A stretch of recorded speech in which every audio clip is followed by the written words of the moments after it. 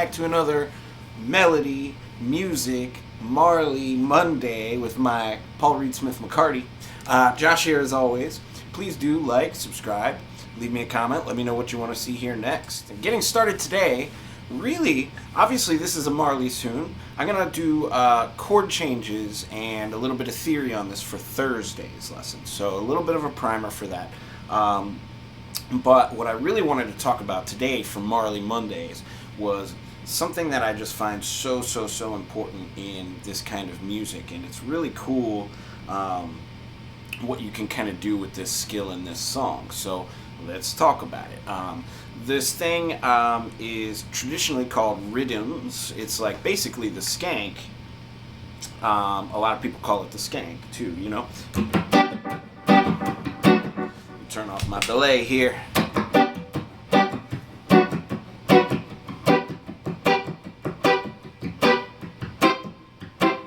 This song, you can hear it on the recording. They play more just like more flowy chords.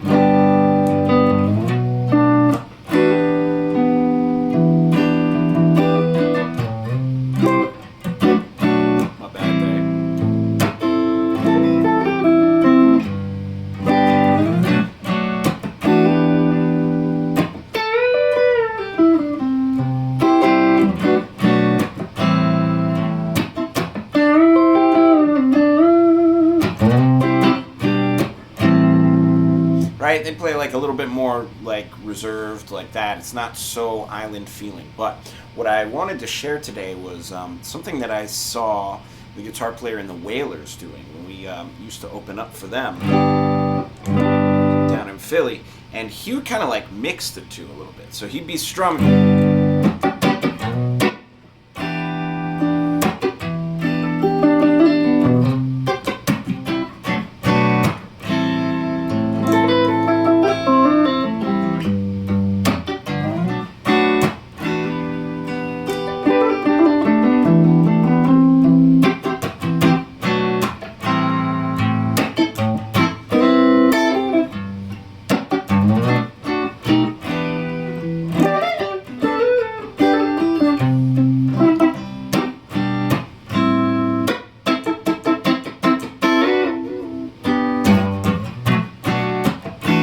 So it was cool because he kind of had like this soul rhythm guitar infused with like reggae stuff. So I started doing that with the band that we started playing with in a lot of our tunes. And then I was also like listening to a lot of Steel Pulse at the same time. And there's this one tune that they do.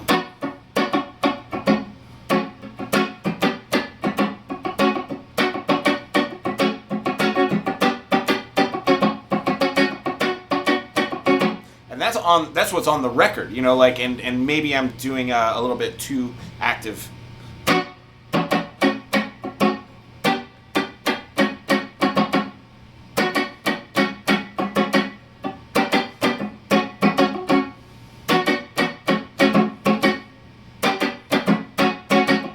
And it was kind of like this thing where he was playing off of the drummer, and it was this like homage to traditional.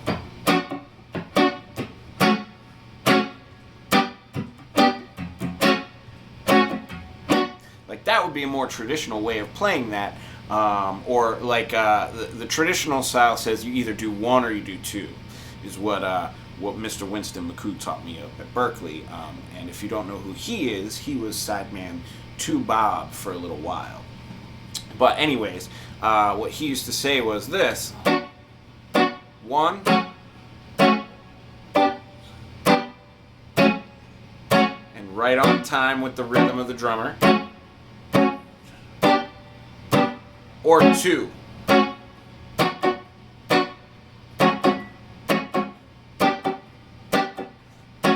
You can mix a little bit.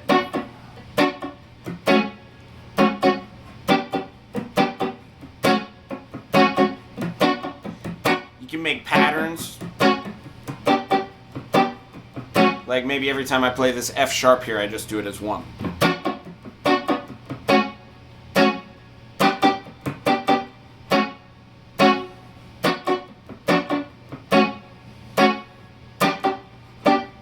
right? So stuff like that you can do is pretty traditional. And a lot of times what I heard was like people would do 1 for the verse, 2 for the chorus, or vice versa, 2 for the verse, 1 for the chorus, or do 2 for the whole song and then do 1 for the breakdown. So that's like the traditional reggae rhythm thing, according to what Mr. Winston taught me. And according to what it sounds like on the records. I mean, really, if you listen to like the old reggae records, like the first original ones, that's the traditional thing that they're doing on there. It's like, it's almost a spiritual thing, so you really don't want to like violate that as a guitar player. You don't want to be that guy that steps on that. But that said, in a lot of these like later styles, we're mixing a little bit. So like there's some soul in it in Turn Your Lights Down Low.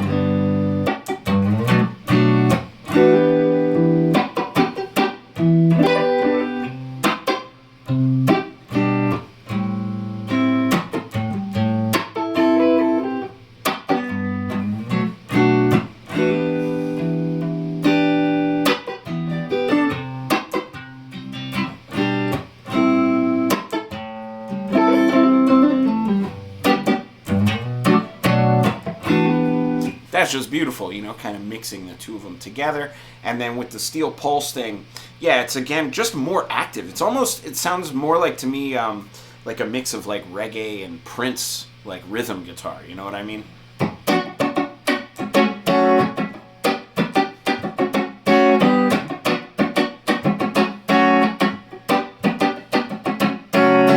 So I guess the gist of today's video is that I think it's worth really, really practicing first traditional, and then learning some of these more modern ones that have happened.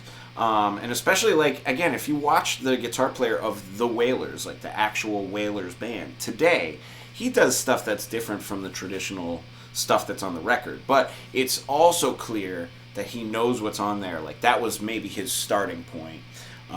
And then he goes like, okay, but I'm my own guitar player and I'm going to have my own voice in this band, which is what any great musician should be thinking as well. You should never do disservice to the music, but you should figure out a way to put your own voice on it if you want to really, really have your say. So that said, that's going to be all for today. Theory Thursday coming up is going to be Turn Your Lights Down Low from Mr. Bob Marley.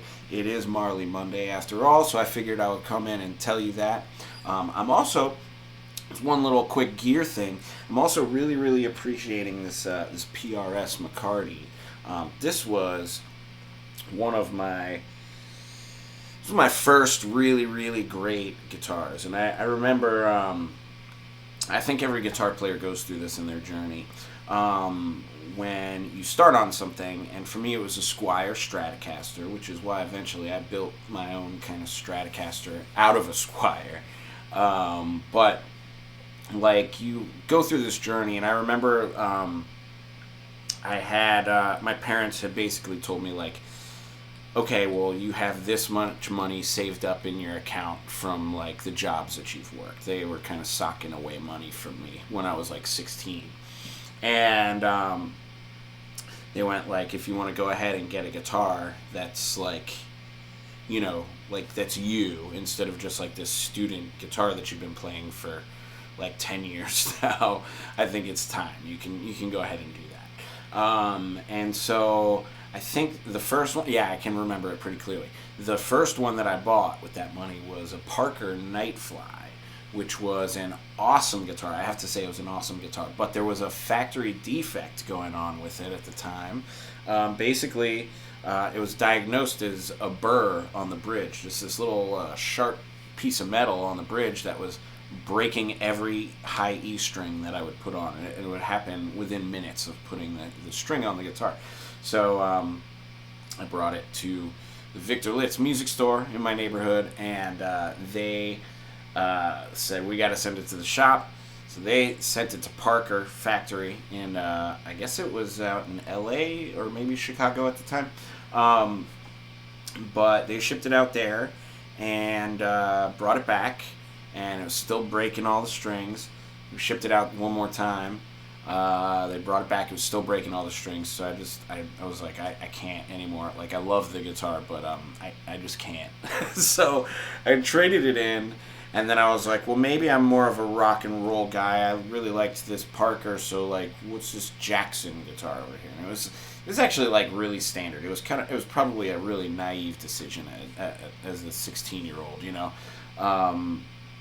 But I'm like looking at a Jackson AT in like 1999 or 2000, and I'm like, oh yeah, this is great, and it just didn't play that awesome, you know. Like, I wasn't really, like, I guess I was selling myself on it because it looked cool and shiny and new, and because it was mine. But like, it really didn't play that great. Like, I remember a lot of times going to like band practices and just feeling like, ugh, kind of like wrestling with it. And then one day went over to Uncle Jim's house, and he puts this guitar in my hands, this exact guitar, this one, and he goes, here, check this out, Josh. I found this and I picked it up. And I'm like, okay. And I take it into the basement, and I'm playing it, and I'm like, this is it. Like, this is what I need. And it's like maybe 2 hours later. I lost track of time. I thought it was like 15 minutes, and then I came back up. He was like, so you like it? And I'm like, how could you tell? He's like, well, it's been like 2 hours, man. I'm like, okay. And he goes, well, come on back here. I got a surprise. And he's got 3 identical guitars. The one is just a little bit different. It has P90s on it, but still matching colors and everything. Serial numbers all right in order. And he goes, so I just went ahead and bought these 3. I hope you don't mind. That one that you're holding is you. That one's me. That one's your Uncle Rick.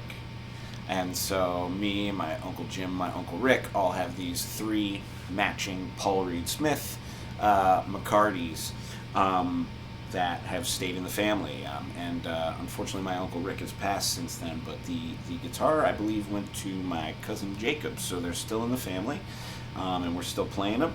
And this one in particular is something very special, because when I went to, I actually didn't only go to Berklee School of Music. I went to DePaul University for the first 2 years of my undergrad, and studied with Bob Palmieri out there. And while I was studying with him, I remember this really clearly too. I was in big band, and my neck pickup here just started like making this weird squealing noise. It was probably just wear and tear at that point. The guitar was maybe 5 years old and had not ever had a setup, because I was like kind of stupid about that stuff back then. And so I took it up to Bob, and he goes, oh yeah, like, your electronics are a little bit wonky in here. Let me go ahead and straighten it out.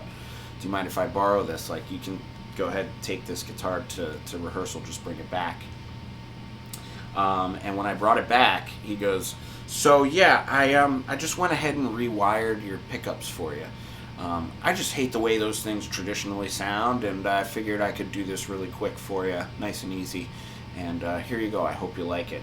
And these pickups, I have to say, are really, really something special. So Bob, thank you. I've not changed a thing in them since you hand wound them in 2002 or 3, I would have to say. It was during that school year, and yeah, I've not changed a thing on them. Thanks again for winding these and making them sound so special. And with that, I'm just going to go ahead and play my way out of here, but happy McCarty Monday, happy Marley Monday, happy Melody Monday, and I'll see you tomorrow for a special Tone Tuesday.